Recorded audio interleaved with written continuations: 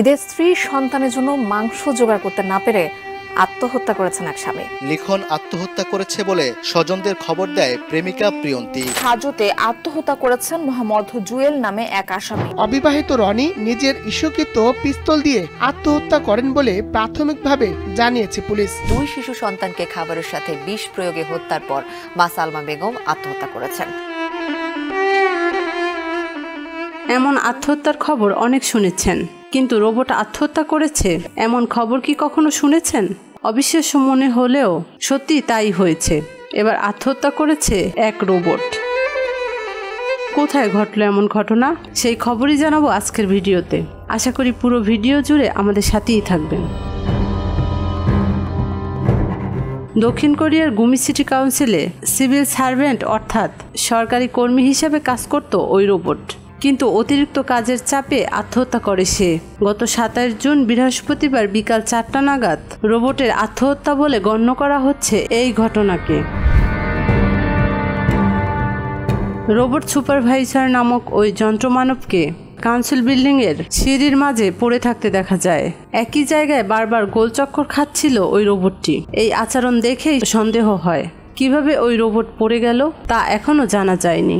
তবে সিটি কাউন্সিলের আধিকারিকরা জানায় কিছুটা অস্বাভাবিক আচরণ করছিল ওই রোবট। আপাত দৃষ্টিতে মনে হয়েছিল এটি বিভ্রান্ত হয়ে একটি জায়গায় চক্কর দিচ্ছে।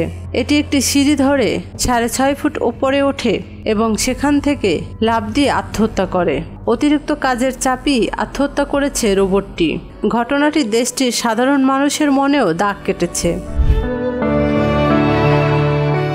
দক্ষিণ কোরিয়ায় রোবটের ব্যবহার বহুল। প্রতি 10 জন কর্মীর জন্য একজন করে রোবট বরাদ্দ থাকে। গুমি সিটি হল কর্মীদের একজন ছিল ওই রোবট। 2023 সালের আগস্ট থেকেই এটি অধ্যবসায়ের সঙ্গে কাজ করছিল। রোবটের এমন আত্মহত্যার খবরের বিষয়টি নিয়ে তদন্ত শুরু হয়েছে। সিটি কাউন্সিলের একজন কর্মকর্তা জানান, ঘটনার পর রোবটের ভাঙা ও ক্ষতিগ্রস্ত অংশগুলো তদন্তের জন্য সংগ্রহ করা হয়েছে।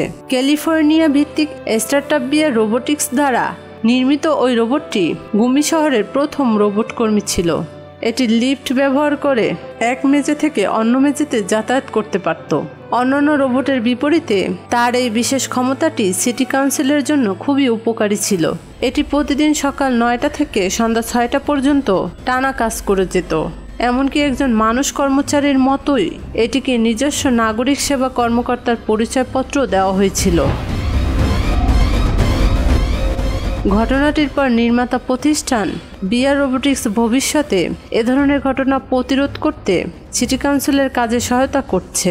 তবে বিশেষজ্ঞরা মনে করছেন প্রযুক্তিগত কোনো ত্রুটির কারণেই এমনটি ঘটেছে।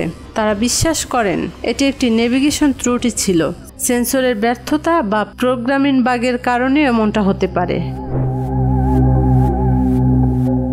সাম্প্রতিক ঘটনার প্রেক্ষিতে তদন্ত চলমান থাকা অবস্থায় গুমি শহর কর্তৃপক্ষ বিকল হয়ে যাওয়া রোবটের বদলে দ্বিতীয় আরেকটি রোবট কর্মকর্তাকে চালু করার পরিকল্পনা সাময়িকভাবে বন্ধ রাখার সিদ্ধান্ত নিয়েছে।